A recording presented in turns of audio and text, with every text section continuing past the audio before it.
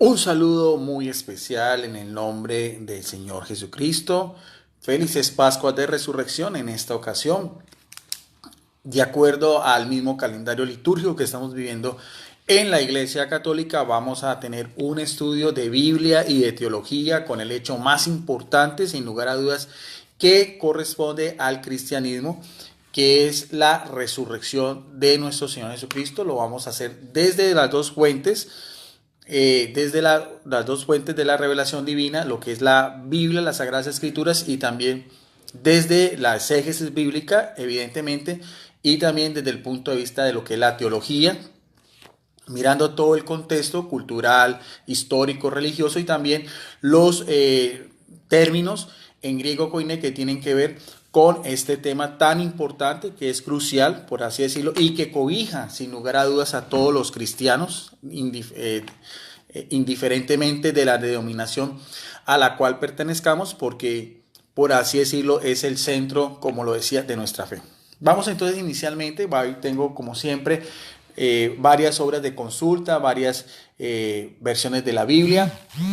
Vamos entonces inicialmente a mirar un aporte de esta que es la Santa Biblia de Estudio, la Biblia Arqueológica de la nueva versión internacional, editorial Vida.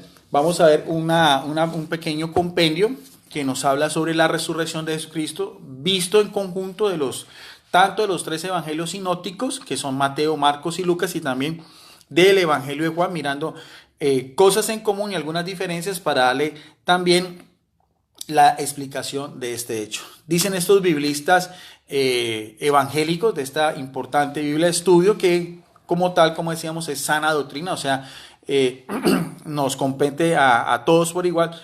Sobre la resurrección de Jesús, veracidad de la Biblia. Dice, por ejemplo, en Mateo 28, que es el primero de los evangelios sinópticos, los cuatro evangelios son claros en su enseñanza de que Jesús se levantó físicamente de la muerte. Ellos difieren, sin embargo, en las narraciones de la aparición de Jesucristo resucitado. En esto hay un poco de diferencia. Por ejemplo, como decíamos inicialmente, en Mateo capítulo 28, verso del 9 al 10, observa una aparición de Jesús a María Magdalena y a las otras María, cerca de la tumba vacía, seguida de una manifestación a los 11 discípulos restantes en Galilea, que aparece tanto en el verso 1 como también en el verso 16 y 17. Los manuscritos más antiguos de Marcos, mientras tanto, no presentan ningún relato de la aparición de Cristo resucitado, aunque un ángel le asegura a las mujeres en la tumba que los discípulos lo verían verían a Jesucristo resucitado ya en Galilea, en el norte. Acordemos que Galilea tiene mucha importancia a Jesucristo. Ahí en Galilea fue donde Jesús se crió, donde vivió 30 años en Nazaret, donde también empieza su ministerio público, donde también realiza muchos de sus milagros, muchas de las regiones cercanas a la región del mar de Galilea. Ahora, la narración de Lucas se enfoca en los alrededores de Jerusalén, y ahorita vamos a explicar por qué la importancia de Jerusalén, con la revelación que hizo Jesús de sí mismo a dos discípulos que iban camino de Maús, lo vamos a ver más adelante, y más tarde a un grupo de numerosos seguidores suyos, tanto en Jerusalén y en Betania, una aldea muy cerca de Jerusalén, a unos pocos kilómetros.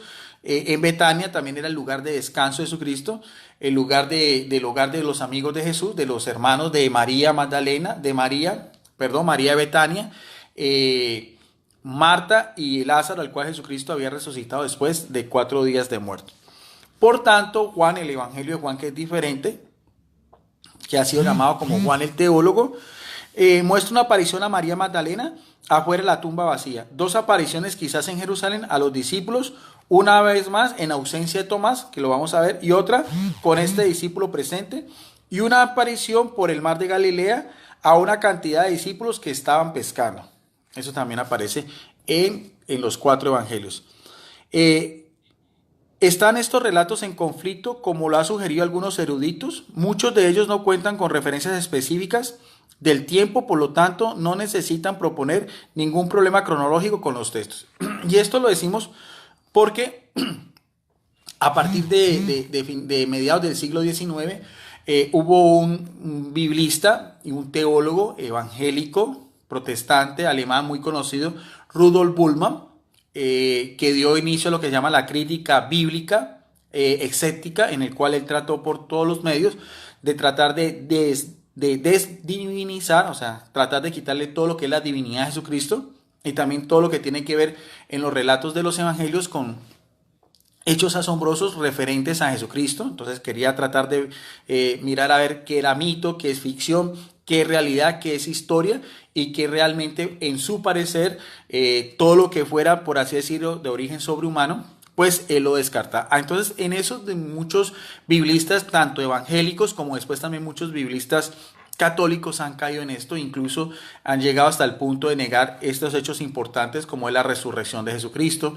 como es la existencia del infierno, como es, por ejemplo, las posesiones satánicas, la influencia de Satanás como un ser real y no como un símbolo del mal. Eso es más que todo las consecuencias de lo que es esta teología moderna, completamente, en cierto sentido, agnóstica y desviada de todo lo que es la revelación sagrada desde los tiempos antiguos, incluyendo lo que también pensaban los primeros escritores del cristianismo y discípulos inmediatos de los apóstoles, que se conocen tanto como los padres de la iglesia y los padres apostólicos. Entonces, a eso se refiere cuando a veces se ven estas discrepancias en la Biblia. Hay que tener en cuenta, como nos está diciendo la misma Biblia arqueológica, es dependiendo de cada autor. Todos sabemos que cada evangelio fue escrito en diferentes regiones, diferentes autores. Mateo fue discípulo y apóstol de Jesucristo, al igual que Juan, mientras que Marcos fue discípulo de Pedro y Lucas fue discípulo de Pablo, cada uno escritos en regiones diferentes y en lugares y tiempos distintos, pero entonces cada uno con un marco especial de acuerdo al destinatario, de acuerdo a lo que cada uno quería lograr con referente a sus relatos. Eso es muy importante conocerlo porque mucha gente no conoce eso y tampoco podemos caer en algo que se llama el fundamentalismo bíblico, que es tomar la Biblia al pie de la letra y no darle lo que es la correcta interpretación, lo que es la exégesis, la hermenéutica y lo que también se llama la crítica textual bíblica, que es también tratar de deducir lo que estamos aquí hablando sobre este tema de la resurrección de Jesucristo. Entonces, sigamos complementando lo que nos dice los eruditos de la Biblia de estudio arqueológica. Bueno, se entiende sin embargo que el libro de Lucas indica que todas las apariciones de la resurrección y la ascensión al cielo ocurrieron en el mismo día, llamado el domingo de Pascua, no dejando lugar para manifestaciones registradas en Mateo y Juan. No obstante, ¿es esto realmente un problema insuperable? Lucas estaba claramente interesado en las apariciones en Jerusalén, como una transmisión de su evangelio al libro de los Hechos. Se hace la transición y es importante porque para Lucas Jerusalén es la capital, sabemos, la capital religiosa, la capital política, la ciudad del rey David, la ciudad, como Jesucristo mismo decía, donde se matan a los profetas, la ciudad donde Jesucristo murió crucificado y donde resucitó. Entonces, para Lucas, a diferencia de los otros apóstoles que hablan sobre la ascensión de Jesucristo a los cielos en Galilea, entonces para él se centra en lo que es precisamente Jerusalén por todo ese mismo contexto que estamos viendo y que estamos explicando en esta ocasión. Entonces por eso dicen, sin embargo, mientras que las apariciones a los viajeros del camino de Maús y el resto de los discípulos debió haberse llevado a cabo el domingo de Pascua, como aparece en Lucas 24:13 y en los versos 33 y 36, hay espacio para una interrupción cronológica, ya sea después de Lucas 24:43. ¿No? Cuando Jesús comió con los discípulos, pasó un periodo de tiempo indeterminado y entonces él dijo las palabras que comienzan en el verso 44. O después del versículo 49. Jesús se reunió con sus discípulos y en algún momento más tarde se volvió a reunir con ellos en Jerusalén, los llevó a Betania y ascendió al cielo. Al igual que muchos escritores antiguos, Lucas no se preocupa por dar un relato exhaustivo y cronológico de los evangelios, de su evangelio, eso es lo que estamos haciendo referencia.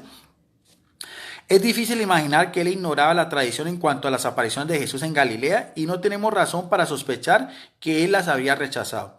Pareciera que él simplemente deseaba trasladar a sus lectores tan suavemente como fuera posible desde su evangelio hasta las narraciones de Hechos de los Apóstoles, que también fue escrito por él y que todos sabemos que Hechos de los Apóstoles es como también llamado el Testamento de los Apóstoles, 28 capítulos también escrito por este discípulo que es de origen griego, Lucas, y que fue un seguidor y discípulo del apóstol Pablo.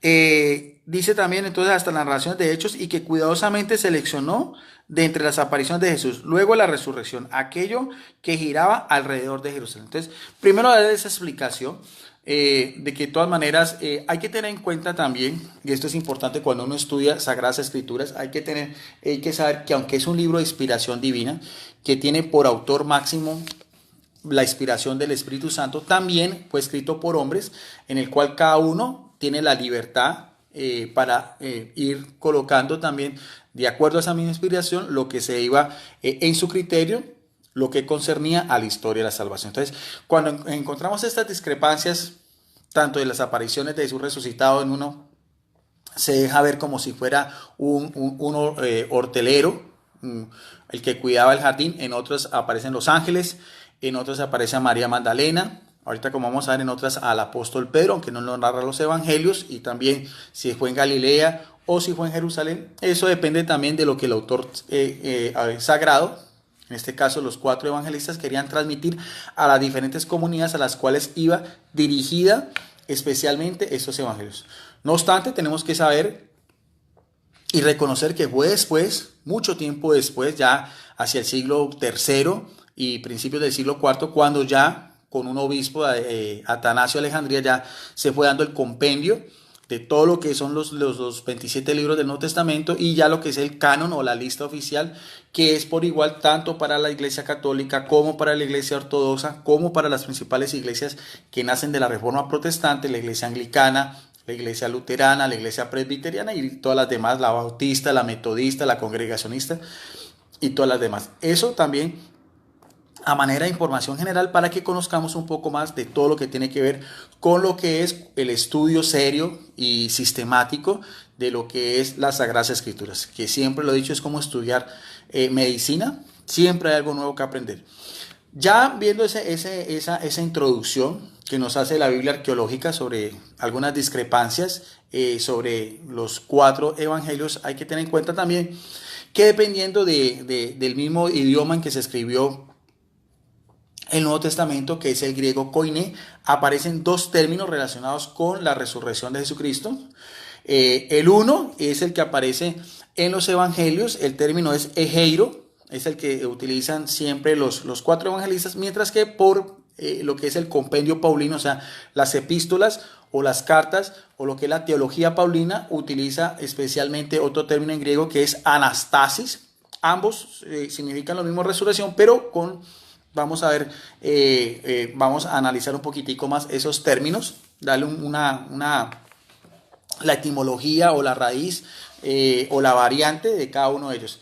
Del primer término, egeiro, lo vamos a hacer de esta obra de consulta, que ya le mostré anteriormente, es la Concordancia Strong, concordancia exhaustiva del Antiguo y Nuevo Testamento. Entonces vamos a buscar lo que nos dice cuando vamos al término griego para egeiro.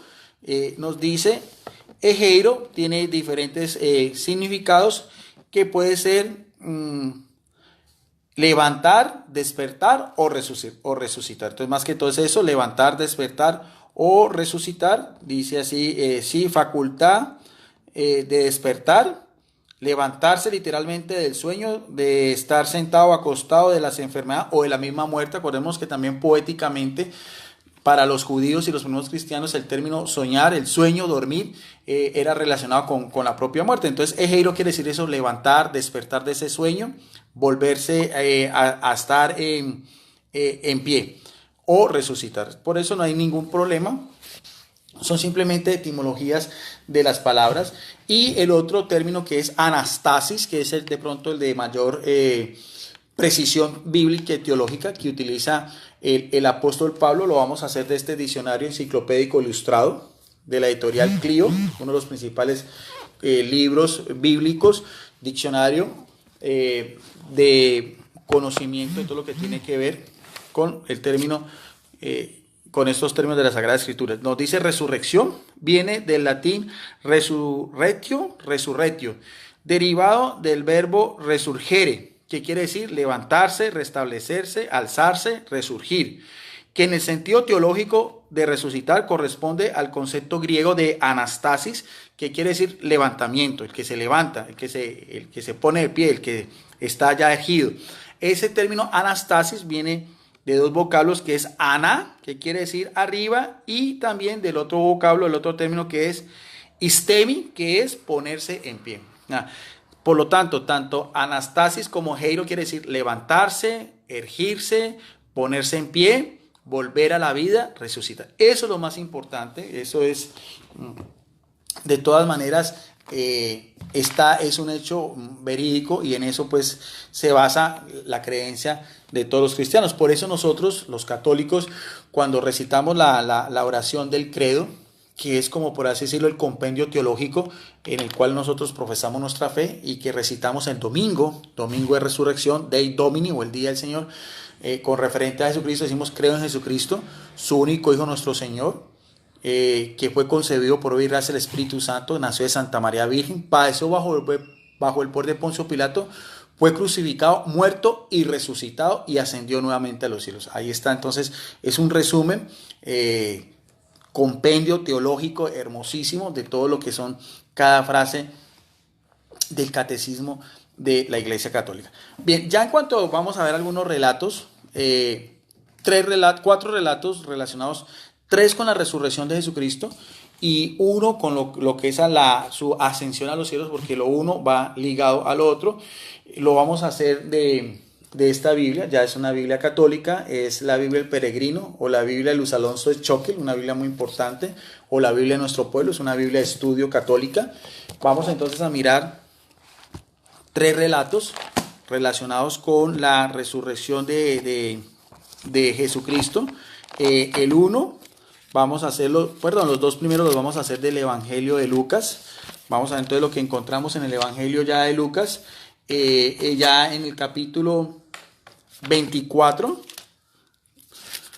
de los versos, el primer relato es desde los versos del 1 al 12, que es la resurrección de Jesucristo, donde dice: el primer día de la semana, y así se le denominaba los judíos al domingo. Ya nosotros le decimos el día domingo, o día del Señor, o el Dei Domini, porque para los cristianos, especialmente para la Iglesia Católica, desde los primeros siglos del cristianismo, el domingo ha sido el día de la reunión de los cristianos, porque es el triunfo de Jesús sobre la muerte.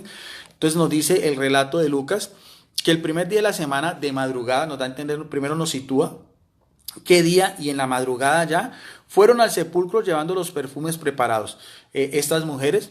Y vemos también, primero, lo importante de que ya había pasado el Sabbat, el día de descanso de los judíos. Acordémonos que para los judíos el día termina a las 6 de la tarde, por eso es que Jesús muere a las 3.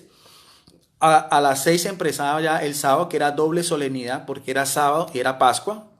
De ahí la forma apresurada como Jesús fue embalsamado, de acuerdo a los ritos fúnebres judíos, por 2 de sus discípulos que hacían parte del Sanedrín, José de Arimatea y Nicodemo.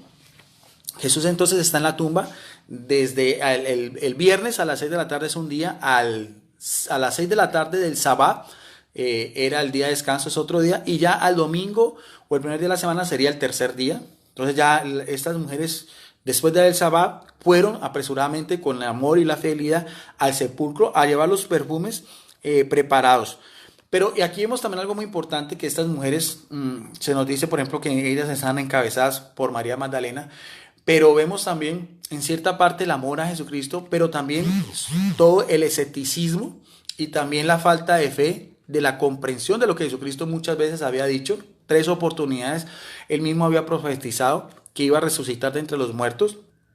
Entonces estas mujeres van a buscar un cadáver para embalsamarlo, independientemente de lo que Jesucristo, como el Señor de la vida, el mismo que tuvo poder de resucitar a Lázaro después de 4 días, ¿cómo no iba a tener poder para resucitar a sí mismo? Al fin y al cabo era Dios, todos lo reconocían como Dios, como el Mesías, como el que recibía poder del Altísimo. Y vemos también, y esto quiero hacer énfasis, no solamente en mi calidad de teólogo católico, sino como un estudioso de la Biblia, que en los relatos que usted puede encontrar de la resurrección de Jesucristo, el único personaje que no aparece ahí es María, su madre, y esto no es para idolatrar a María, ni para ensalzarla, pero es una verdad bíblica.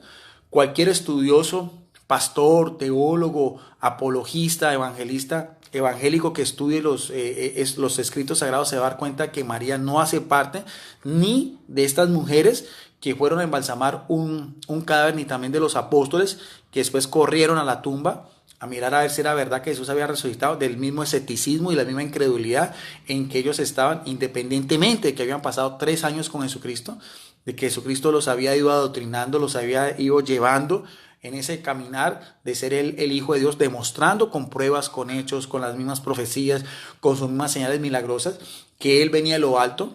Por eso era el Hijo de Dios vivo, como lo había reconocido también el apóstol Pedro anteriormente en Mateo 16, 16, 18.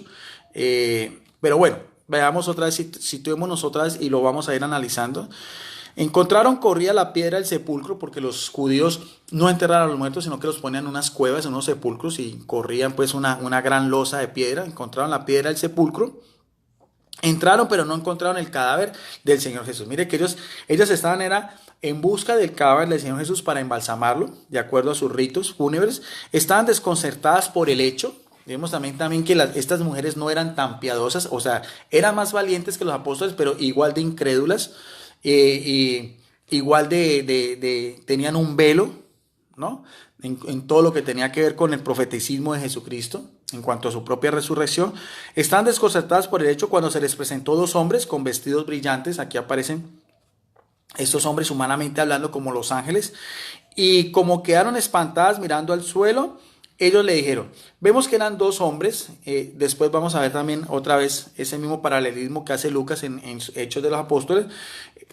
Los ángeles no tienen figura corpórea, son seres espirituales, angelicales, pero aquí se aparecen como hombres y nos dan una característica con vestidos brillantes, dando a entender lo que es el resplandor, lo que es la luz, lo que significa todo eso en relación a estos seres que siempre están en la presencia de Dios. Esos detalles siempre les he dicho a mis amigos que no los podemos dejar pasar por alto, porque son esa riqueza literal que está en los textos sagrados que muchas veces nosotros, por nuestra falta de costumbre al estudiar y sobre todo meditar en la palabra de Dios, no alcanzamos a percibir. Entonces nos dice que eran 2 hombres. Las mujeres sienten miedo porque sienten asombro también, porque como sea, los ángeles son seres espirituales mucho más fuertes, mucho más poderosos que los mismos seres humanos. Y como quedaron espantadas mirando al suelo, ellos le dijeron, ¿por qué buscáis entre los muertos al que está vivo? Y aquí entonces está la confirmación de los ángeles que siempre aparecen en la vida de Jesucristo, desde que nace en el portal, en la gruta de Belén. Acordemos de ese gran coro de ángeles que le anuncian a los pastores sobre este acontecimiento. Y vemos también, esos ángeles también están presentes ya en la resurrección, confirman ese hecho de que Jesús no está entre los muertos, que ha resucitado. Aquí mismo lo dicen. Y no solamente eso, sino que son portadores de una noticia para los apóstoles, que al fin y al cabo eran los discípulos inmediatos de Jesucristo, que tenían una relación mucho más estrecha con Jesús, de acuerdo a lo que iba a ser la constitución de la iglesia o la congregación cristiana. Por eso dice en el verso 6, no está aquí, ha resucitado. Recordad lo que os dicho estando todavía en Galilea. Entonces estos 2 ángeles, por así decirlo, sacan en cara y le recuerdan a las mujeres que Jesucristo había profetizado que iba a resucitar, y que aquí mismo lo dice Galilea. Ya vimos la relación de Galilea también en cuanto a la resurrección y ascensión de Jesucristo. Este hombre tiene que ser entregado a los pecadores y será crucificado, y al tercer día tendría que resucitar. Vemos bien cómo los ángeles no solamente anuncian o son los pregoneros de la resurrección de Jesucristo, sino que hacen una síntesis corta de lo que él mismo había profetizado, que tendría que morir entregado a los pecadores y que al tercer día resucitaría. Eso lo vemos en el verso 6, en el verso 7. Ellas entonces recordaron sus palabras. Ahora sí, salen de esa ceguera en que se encontraban. Fueron a buscar un cadáver y se encuentran con la gloriosa noticia, con la extraordinaria noticia de que Jesucristo había resucitado. Ya caen en cuenta. Y demuestra también muchas veces cómo nosotros, aunque somos creyentes de Jesucristo, muchas veces no le creemos a Jesucristo por nuestra misma incredulidad, por nuestro mismo materialismo, en el mismo ambiente en que vivimos. A veces dejamos que eso sean más importantes que las cosas espirituales, que las cosas que son más elevadas. A eso le pasó a estas mujeres. Ellas entonces recordaron sus palabras, se volvieron del sepulcro y contaron todo a los 11 y a todos los demás. Y en el verso 10 nos dice, porque inicialmente no nos dice quiénes eran, pero en el verso 10 el cronista y evangelista Lucas especifica quiénes eran. Y nótese bien que María, la Madre de Jesucristo, no hace parte de ese grupo de mujeres incrédulas, que eran María Magdalena, Juana y María de Santiago.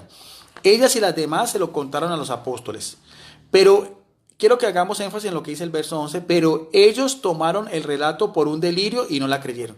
Y el término delirio en griego también puede significar locura, tonterías o ridiculeces de las mujeres. No le creyeron. Ahora, ¿por qué no le creyeron? Aquí va una explicación exegética. Hay dos posibilidades por las cuales estos apóstoles no creyeron. Aquí dice ya el grupo de los 11. Primero, también porque eran igual de incrédulos que estas mujeres. También tenían, como decíamos, ese velo que les cegaba todo lo que Jesucristo había profetizado.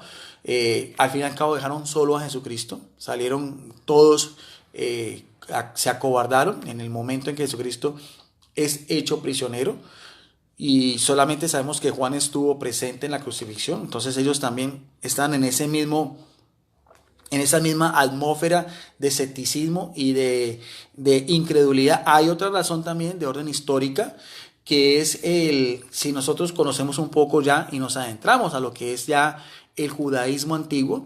Para el judío de aquel entonces, de acuerdo a la ley mosaica, el testimonio de una mujer, que en griego es guné, al igual que el testimonio de un esclavo, dulé en griego, el testimonio de un pagano o gentil o de las otras naciones, que era el goín, o de un pastor, poimé, todos estos cuatro grupos, el testimonio no era válido en un juicio, o de acuerdo a todo lo que era la normativa o la jurisprudencia de los judíos. Por eso es que dice el texto que les pareció como un delirio, como una tontería, como un cuento de mujeres. ¿Ve? Y dice en el verso 12 que Pedro en cambio se levantó y fue corriendo al sepulcro, fue corriendo para mirar a ver si realmente era cierto lo que decían las mujeres. No creyó, sino que tuvo que ir a verificar realmente si esto era cierto. Se asomó y solo vio las sábanas, así que volvió a casa extrañado por lo ocurrido. Y dice, volvió extrañado, o sea, volvió otra vez con esa misma incertidumbre, volvió con ese mismo escepticismo. Y es importante porque Pedro tiene siempre un papel en relación directa con Jesucristo. Lo hemos visto en muchas oportunidades. Para la Iglesia Católica, el liderazgo de Pedro y su posición de primacía sobre los apóstoles es importante, pero también vemos la fragilidad, la humanidad, la incertidumbre, la duda, el miedo, toda la parte humana de este apóstol. ¿Ve? Que era muy impetuoso, amaba a Jesucristo hasta el extremo, pero también vemos cualidades y defectos en el cual todos nosotros nos podemos identificar con Pedro. Dice aquí, se volvió extrañado. Ya en el verso del 13 al verso 35 viene otro relato que es muy importante, muy interesante. Ya no a las mujeres, sino a dos discípulos. Aquí mismo lo dice, camino de Emaús, va seguido en el mismo capítulo. Dice, aquel mismo día, dos de ellos iban a una aldea llamada Emaús. Nos dice dos discípulos, no nos da el nombre, pero nos sitúa que venían de Jerusalén, iban a Emaús también, distante a unas 12 lenguas de Jerusalén. Y veamos a ver cómo iban estos dos discípulos. Iban comentando todo lo sucedido. Mientras conversaban y discutían, Jesús en persona les alcanzó y se puso a caminar con ellos, pero ellos tenían los ojos incapacitados para reconocerlo. Es muy importante ese verso 16 porque nos da a entender lo que estamos hablando, tanto física como teológicamente. La ceguera espiritual de las mujeres encabezadas por María Magdalena, Juana, María de Santiago, de todos los 11 apóstoles, incluyendo también a Pedro, y estos dos discípulos que también iban con ese mismo abatimiento, iban tristes, iban desolados, iban completamente desconcertados con todo lo que había pasado con la muerte de Jesucristo. Y aquí mismo lo dicen, no reconocieron, el aspecto físico de Jesucristo cambió. Al fin y al cabo, Él es Dios. Entonces vemos en los relatos de la resurrección cómo también su aspecto no era, en muchos casos, como aquí, no era factible verlo como lo habían conocido en persona. Tanto física como espiritualmente están completamente cegados. Y aquí lo va a entender en el verso 16. Él les preguntó, ¿de qué vais conversando por el camino? Ellos se detuvieron con semblante afligido, aquí no lo dice, y uno de ellos llamado Cleofás le dijo, aquí aparece otra vez, vemos también casi la misma composición gramatical del texto.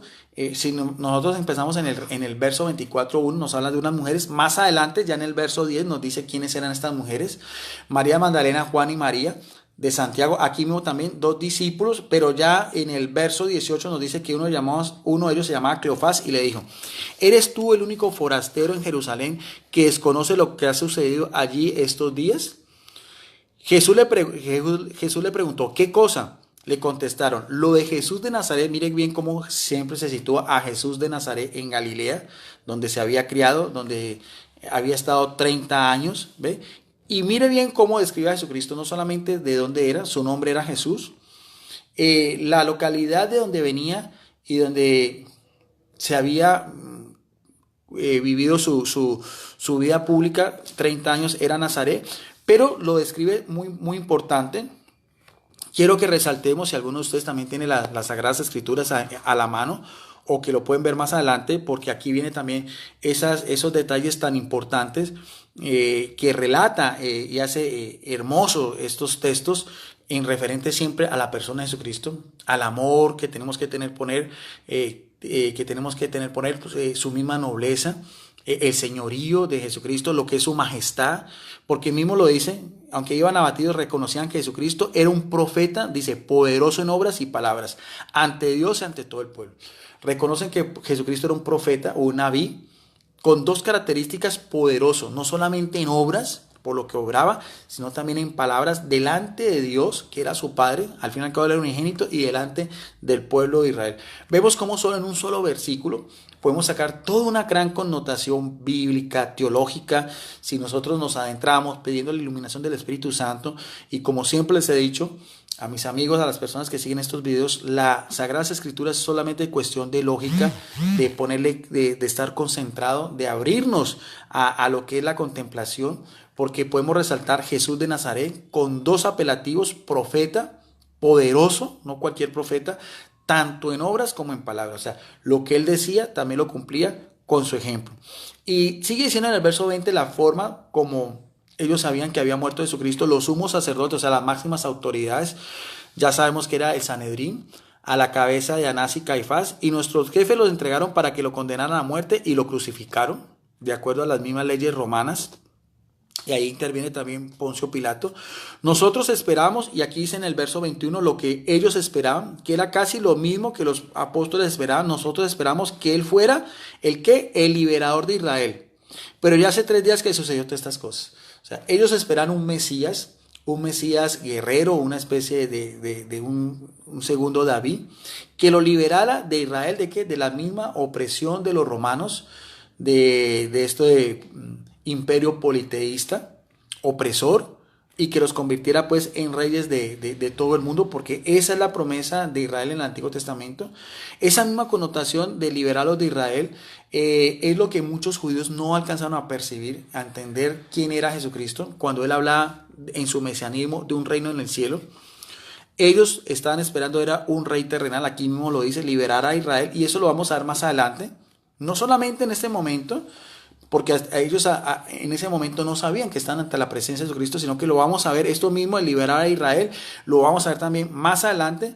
Hace énfasis también el evangelista Lucas, ya con Jesucristo antes de regresar al cielo. En verdad que unas mujeres de nuestro grupo nos han alarmado. Ellas fueron de madrugada al sepulcro y al no encontrar el cadáver volvieron diciendo que les había aparecido unos ángeles asegurándoles que él estaba vivo. Aquí ya vemos que esos dos personajes con vestiduras resplandecientes eran ángeles. Los ángeles también, ya sabemos, juegan un papel muy importante en todo lo que es la vida, la obra de Jesucristo, también lo que fue el inicio del cristianismo. También aparecen ángeles en todo lo que es Hechos de los Apóstoles, escrito por el mismo evangelista Lucas. También algunos de los nuestros fueron al sepulcro y encontraron todo como habían contado las mujeres, pero a él no lo vieron.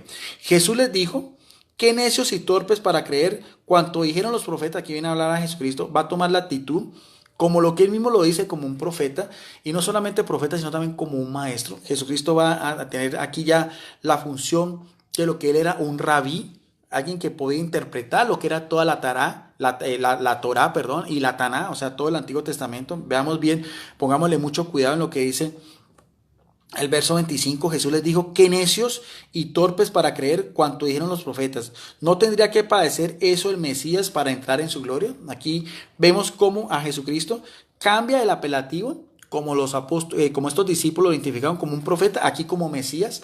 Mesías tanto en hebreo como Cristo en griego, que era el ungido o el consagrado, de acuerdo a lo que se esperaba como hijo de David y de acuerdo también a la relación con la liberación de Israel. Vemos bien que esa misma amonestación que le hace Jesús a estos dos discípulos es la misma que hicieron también los dos ángeles a las mujeres, cuando veíamos anteriormente, ¿no? Cuando dice: este hombre tiene que ser entregado a los pecadores y será crucificado y al tercer día resucitará.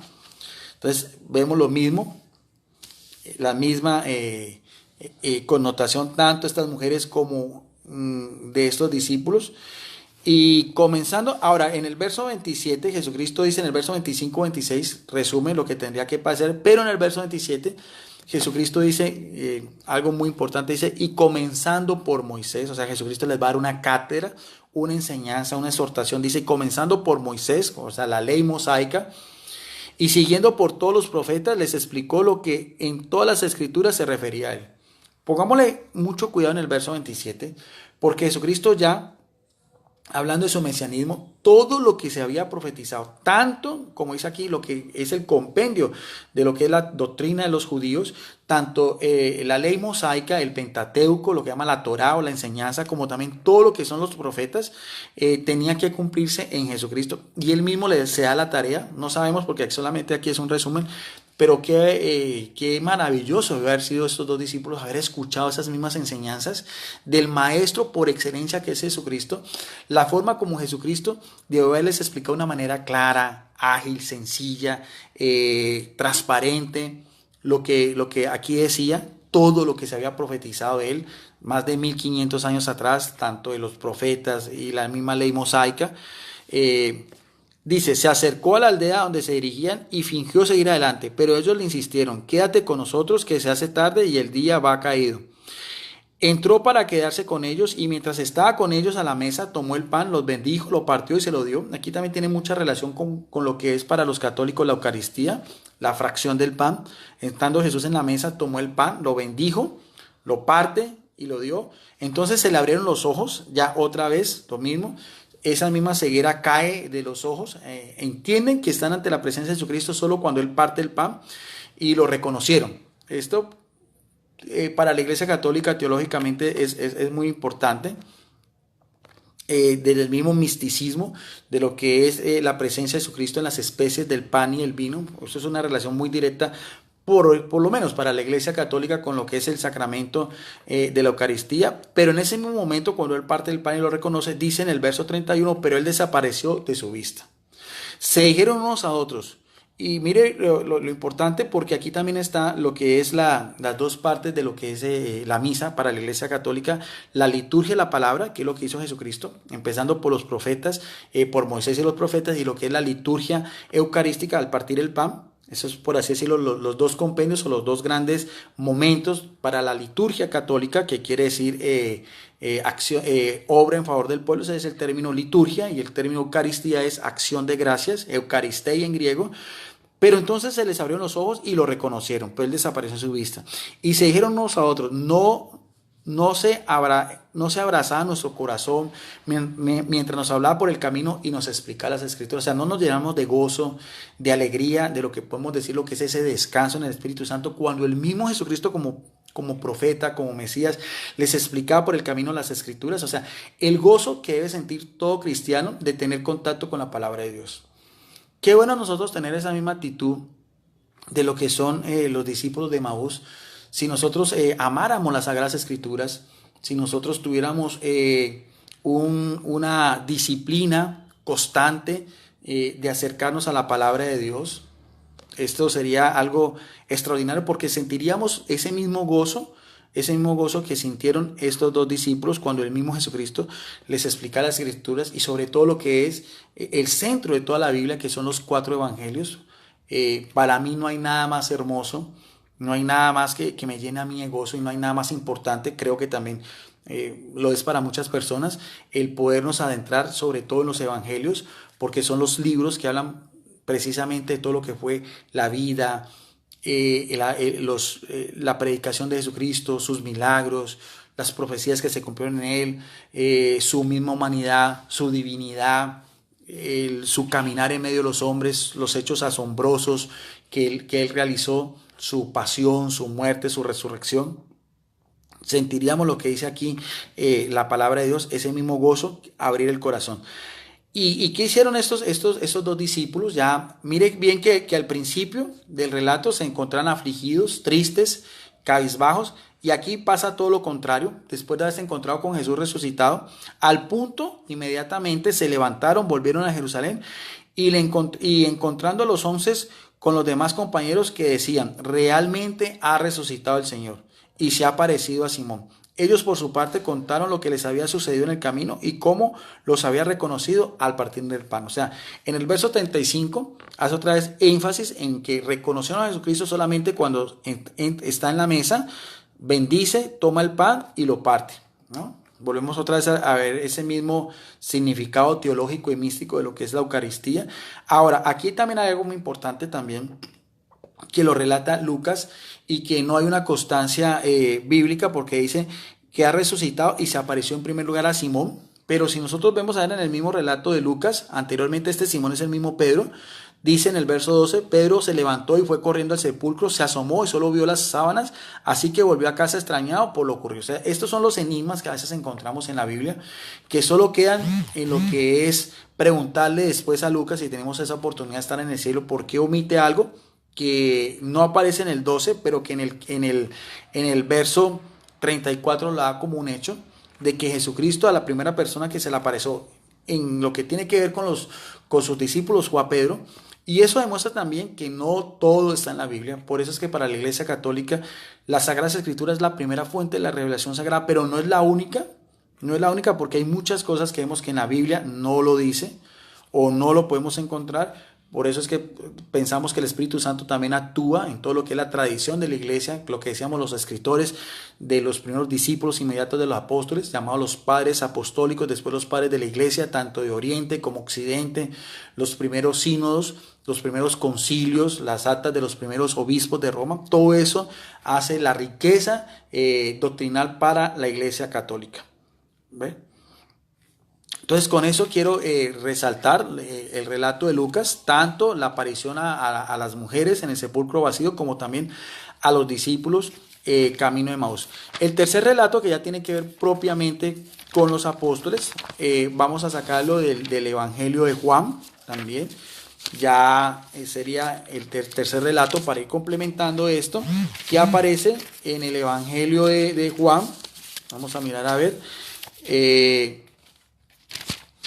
En el capítulo 20, vamos a hacerlo, del capítulo 20, de los versos del 19 al 31, se aparece a los discípulos.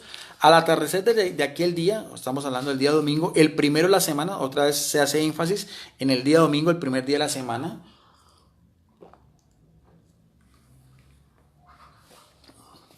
El primero de la semana, estando los discípulos con las puertas bien cerradas, por miedo a los judíos. Vemos otra vez ese mismo panorama. Aquí se encontraría en lo que se llama el cenáculo o el aposento alto, donde los discípulos también se reunieron, el mismo lugar donde Jesucristo había celebrado la última cena. Ese era el lugar o la reunión, el cuartel general de los apóstoles, que se habla en la tradición que era la casa de la madre de Juan Marcos. Aquí está, pero mire bien la forma como describe el propio Juan, que está en medio de ellos.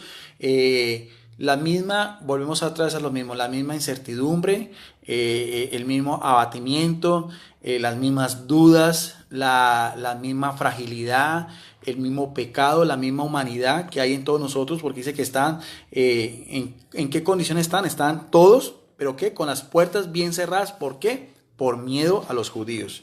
Llegó Jesús y se colocó en medio de ellos. O sea, Jesucristo, por ser Dios, tiene el poder de traspasar la física, o sea, en este caso la puerta, o sea, traspasa, se tiene la facultad de aparecerse en medio de ellos. Jesús se colocó en medio de ellos y le dice paz con vosotros, o sea, shalom, que es el saludo típico de los judíos. Dicho esto, les mostró las manos y el costado. Los discípulos se alegraron al ver al Señor.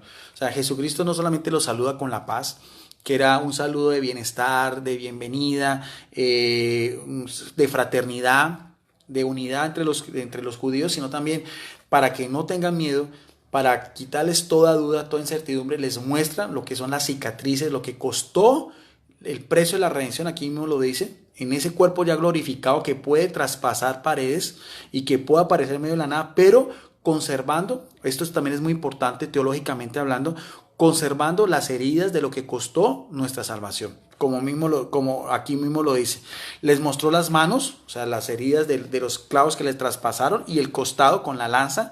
Los discípulos se alegraron al ver al Señor. Jesús les repitió, paz con vosotros. Como el Padre me envió, así yo os envío a vosotros. Aquí va a estar lo que ella, la misión que el Padre le encomienda al Hijo y que el Hijo va a delegar a los apóstoles y que va a ser, por eso decimos que es una iglesia. Decimos que nuestra iglesia también es católica porque es en esa, y que también es apostólica porque tiene la base también, como aquí mismo lo dice, en el fundamento de los apóstoles, a la cabeza, como lo estamos hablando, sobre la primacía de Pedro. Dicho esto, sopló sobre ellos y añadió, recibid el Espíritu Santo. A quienes les perdonen los pecados les quedan perdonados.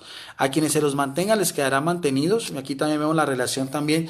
El Padre envía al Hijo y el Hijo va a enviar al Espíritu Santo para que siga actuando en medio de los apóstoles con la misión aquí específicamente lo dice de perdonar pecados. Pero aparece en el verso 24 otro personaje que es Tomás, que significa mellizo. Uno de los 12 no estaba con ellos cuando vino Jesús y se le llamaba mellizo o también el gemelo. Algunos dicen porque era muy parecido físicamente a Jesucristo, pero también una catequesis, el Papa Francisco da también una exhortación hermosísima, dice que es mellizo, porque todos somos el otro Tomás, o sea, todos también somos como Tomás, que aunque somos como gemelos, somos como mellizos, somos muy idénticos, somos parecidos, tenemos también lo que nos pasa, la misma incertidumbre, las mismas dudas, los mismos miedos, el mismo escepticismo. Uno de los 12 no estaba con ellos cuando vino Jesús. Los otros discípulos le decían, hemos visto al Señor.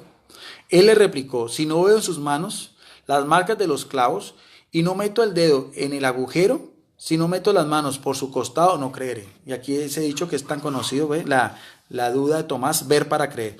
Y a los 8 días después, o sea, mire bien qué pasa una semana, 8 días después, estando de nuevo dentro los discípulos, otra vez en el mismo escenario, a puerta cerrada, y Tomás con ellos, en esta ocasión sí estaba Tomás, vino Jesús, y aquí lo especifica, a puerta cerrada, se colocó otra vez en medio de ellos, nuevamente, y les dice otra vez ese mismo saludo característico de los judíos, paz con vosotros. Después dijo a Tomás, y vemos bien cómo Jesucristo todo lo sabe, todo lo puede y está presente en todas partes, en todos los lugares. Al fin y al cabo es Dios Hijo, tiene esa misma divinidad, tiene esa misma esencia, tiene las mismas facultades del Padre, pero es muy importante ya ese diálogo directo que tiene Jesucristo con el apóstol Tomás y le dice, mete en el verso 27, mete aquí el dedo y mira mis manos, trae la mano y métela en mi costado y no seas incrédulo, antes cree. Le contestó Tomás con esa frase tan hermosísima, reconociendo la divinidad de Jesucristo, Señor mío y Dios mío, que es Kyrios moi kai teos moi, o sea, Kyrios, Señor mío, kai teos moi, o sea, Señor mío y Dios mío. Esa frase es muy bonita, es una frase que nosotros los católicos utilizamos en el momento de la elevación, después de que se consagra el pan y el vino, nosotros decimos, cuando estamos de rodillas ante la presencia de Jesucristo, es el sacramento de nuestra fe, la Eucaristía. Nosotros decimos también las mismas palabras de Tomás, ya en las especies del pan y el vino, Señor mío y Dios mío, que en griego es Kyrios moi kai teos moi. Ahora, esa expresión la encontramos también en el Antiguo Testamento, ya en referente también como los judíos se referían al Padre.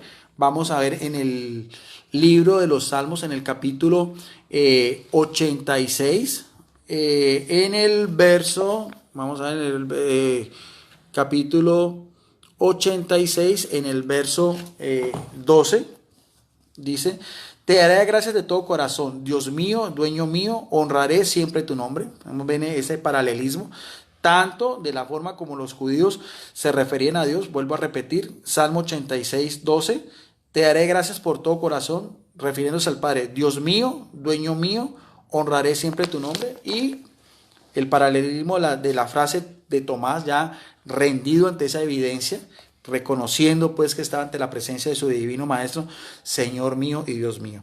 Le dice Jesús: porque me has visto, has creído. Dichosos los que creen sin haber visto. Otras muchas señales hizo Jesús en presencia de sus discípulos, que no están consignadas en este libro. Por eso hablamos también de la tradición. Estas quedan escritas para que creáis que Jesús es el Mesías, otra vez el Mesías, el Hijo de Dios. Vemos bien también todos los títulos que estamos hablando de Jesucristo. Acordémonos como lo llamaron los discípulos de Maús, un gran profeta en obras y en palabras. Después Jesús como Mesías, aquí mismo lo dice, como el Hijo de Dios, para que creyeran, tengáis vida por medio de él. Ya el último relato es de Hechos de los Apóstoles, ya porque no podemos nosotros desligar lo que es la resurrección de Jesucristo con su ascensión a los cielos, cuando ya regresa nuevamente a los cielos, cuando ya después de haber cumplido su misión, de haber sido el Cordero inmolado, de haber resucitado, de haber dado las últimas instrucciones a los apóstoles. Aquí mismo nos dice otra vez, vamos a ver la unidad doctrinal que estamos hablando de Lucas, de su evangelio con Hechos de los Apóstoles. Dice en Hechos de los Apóstoles, capítulo 1, lo vamos a leer desde el 1 hasta el 11. En la primera parte, querido Teófilo, a quien él dirige su exhortación, conté todo lo que Jesús hizo y enseñaba desde el principio, hasta que después de dar instrucciones por medio del Espíritu Santo, vemos también la relación del Espíritu Santo, las tres personas de la unidad, el Padre que envía al Hijo y el Espíritu Santo que se va a quedar en medio de la iglesia y que sigue actuando, santificando a su iglesia y dando los frutos que vienen de él hasta la consumación de los siglos. Al fin y al cabo, la iglesia cristiana católica, que el cual nosotros creemos viene de las mismas bases de los apóstoles, tiene 21 siglos. Si humanamente fuera, hacía mucho rato hubiera desaparecido, pero nosotros creemos que por la asistencia del Espíritu Santo sigue actuando la divinidad en medio de la humanidad, la parte sobrenatural en medio también de la misma fragilidad, del mismo pecado, de la misma incredulidad, del mismo rechazo, que nosotros como el cuerpo místico de Cristo podemos hacerle frente, tanto cristianos católicos como los cristianos de otras denominaciones, que nos une en sí lo que es el bautismo. Así lo ve la Iglesia Católica. Pero aquí hablando del Espíritu Santo, dice, hasta que después de dar instrucciones por medio del Espíritu Santo a los apóstoles que había elegido, fue llevado al cielo. Pero en el verso 3 en adelante nos va a especificar un poco más. Esa es la introducción, nos va a especificar qué pasó. Dice, promesa del Espíritu Santo, se les había presentado vivo durante 40 días, después de su pasión, con muchas pruebas, y mostrándoles y hablándoles del reino de Dios. Mire bien siempre lo que Jesucristo hablaba del reino de Dios. Y aquí quiero que, si tenemos buena memoria, lo que pasó con los discípulos camino de Maús, cuando decían que pensaban que Jesucristo iba a liberarlos, iba a traer la restauración de Israel, porque aquí, estando comiendo con ellos, se encargó que no se alejaran de Jerusalén, sino que esperaran lo prometido por el Padre. Lo que me habéis escuchado, les digo, pues Juan bautizó con agua, pero vosotros seréis bautizados dentro de poco con Espíritu Santo. Ascensión de Jesús. Estando ya reunidos, le preguntaban, Señor, ¿es ahora cuando vas a restaurar la soberanía de Israel? Vemos bien que otra vez, tanto los discípulos de Maús como los mismos apóstoles están hablando de ¿qué? De la soberanía de Israel, de ese, cuando Jesucristo está hablando de un reino en los cielos, ellos en su misma concepción pensaban que era un reino terrenal. Jesús le contestó, no os toca a vosotros saber los tiempos y circunstancias que el Padre ha fijado con su exclusiva autoridad, pero recibiréis la fuerza que viene de ¿dónde? Del Espíritu Santo de lo alto, que vendrá sobre vosotros y seréis testigos míos. O sea, a ellos no les corresponde lo que va a ser la segunda venida de Jesucristo, ya el gozo eterno de ese reino en el cielo, sino que la misión de ellos es dar testimonio, ser los proclamadores, ser ya los embajadores de Jesucristo, darle vida a esa iglesia que va a tener la asistencia del Espíritu Santo, ser sus heraldos y serán testigos de Jesucristo, porque esa es la misión de todo cristiano, ser testigos de Jesucristo, y nos sitúa en el mismo marco geográfico histórico y cultural, empezando por Jerusalén, ya sabemos la importancia de Jerusalén, en Judea, en Samaria y hasta los confines del mundo. O sea, ahí está la catolicidad o la universalidad que estamos hablando de la iglesia de Jesucristo, ya con la asistencia del Espíritu Santo, pero bajo el liderazgo de los apóstoles. Entonces, eso es lo que a veces nuestros hermanos cristianos no entienden, porque decimos que es una iglesia que es santa por Jesucristo, que es católica, aquí mismo lo dice, universal.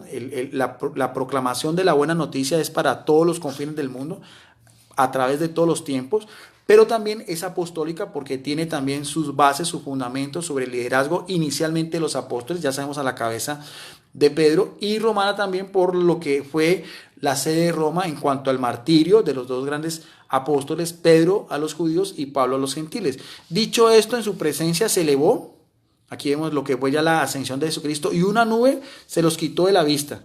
Pero veamos bien lo que dice el verso 9 a 10, cuando Jesucristo está siendo elevado con su propio poder a los cielos, ellos se quedan mirando a Jesucristo.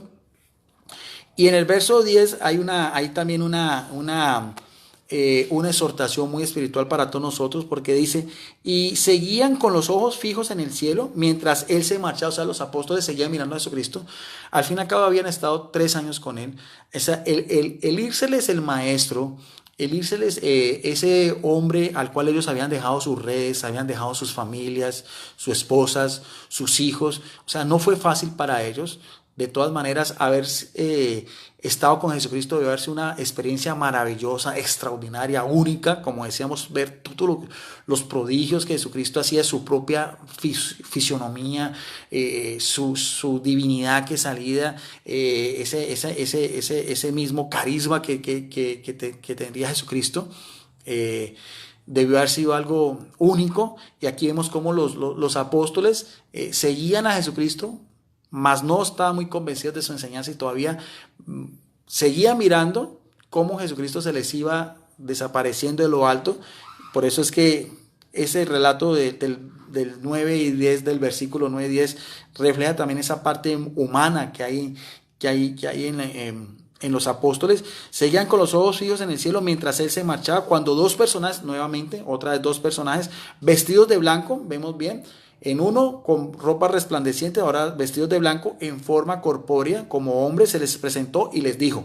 Y aquí como que dice, estos dos ángeles los van a sacar de ese letardo, ya se fue Jesucristo, ya no lo van a volver a ver, humanamente hablando, ya les toca a ellos continuar su misión, porque lo dice muy claro en el verso 11, y quiero que te pongamos mucho cuidado. Dice, hombres de Galilea, ¿qué hacéis ahí mirando al cielo? O sea, ¿qué hacéis mirando ya el que está otra vez ya en la gloria, el que nuevamente regresa ya al trono que había dejado por obediencia al Padre? Debe haber sido también un hecho extraordinario en el cielo. Otra vez el volver, el regreso del Hijo, debe haber sido una cosa, una fiesta en el cielo, con todas las prerrogativas. Otra vez volver el Hijo, volver a ver al Padre. Humanamente nosotros, ¿cómo nos imaginamos eso? Eso no está en nuestro pensamiento, porque el amor del Padre por el Hijo y el Hijo por el Padre es algo que está muy por encima de nuestras propias capacidades y nuestro propio entendimiento humano. Ya Jesucristo hizo lo que tenía que hacer. Ahora están en espera del Espíritu Santo, y estos mismos ángeles, por así decirlo, los despiertan de ese letargo en que se encontraban los apóstoles, y les dice, realmente los enfoca o los sitúa nuevamente en lo que era la misión por el cual Jesucristo 3 años atrás los había escogido por voluntad propia y por oración. Pongamos cuidado otra vez en el verso 11. Les dijo, hombres de Galilea, ¿qué hacéis ahí mirando al cielo? Este Jesús que os ha sido arrebatado al cielo vendrá como lo habéis visto marchar. O sea, ¿cómo lo vieron llegar y marchar? En gloria, en poder, en poderío, en divinidad, en autoridad, en lo que Él es como Mesías, como juez, como rey, como profeta. Esa es una promesa que nosotros todavía estamos aguardando. Y aquí viene la última parte para finalizar este estudio de Biblia, que es un término también en griego que es parusía, que refleja eso, es la presencia o el nuevo regreso de Jesucristo. Para definir un poco ese término en griego, ya lo voy a hacer de 2 Biblias. Esta que es la Biblia latinoamericana del Verbo Divino. Veamos a ver la definición de ese término parusía.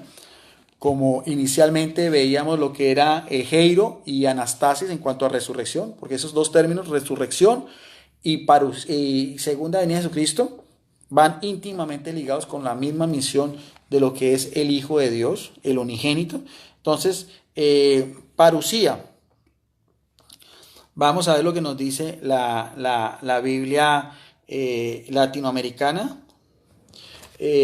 Dice parusía, esta palabra griega que se traduce con frecuencia por regreso o venida de Cristo, corresponde al término hebreo visita para pedir cuentas, a alguien que visita a otra persona para pedirle cuentas. Todo el Antiguo Testamento anuncia esta visita de Dios, es decir, juicio de Dios sobre el mundo. Con el Nuevo Testamento, ya sabemos que en el Antiguo Testamento el personaje principal es el Padre, ya en el Nuevo Testamento ya es Jesucristo. Aquí vemos la correlación del Padre con el Hijo. Ya en el Nuevo Testamento la visita esperada es la de Jesús, juez, pero también Salvador a la vez, como aparece en Mateo 24-27, en 1 Corintios capítulo 16, verso 17, y en 2 Tesalonicenses capítulo 1, verso del 6 al 10. O sea, son estos textos que quedan de estudio para que después cada uno reflexione, que es otro término también teología, que es la escatología. O sea, la escatología es unirnos con lo que va a ser el final de los tiempos y la parusía. Escatología y parusía van íntimamente ligados. Entonces, ahí están estos términos, Mateo 24-27, 1 Corintios 16-17 y 2 de Tesalonicenses capítulo 1, versos del 6 al 10.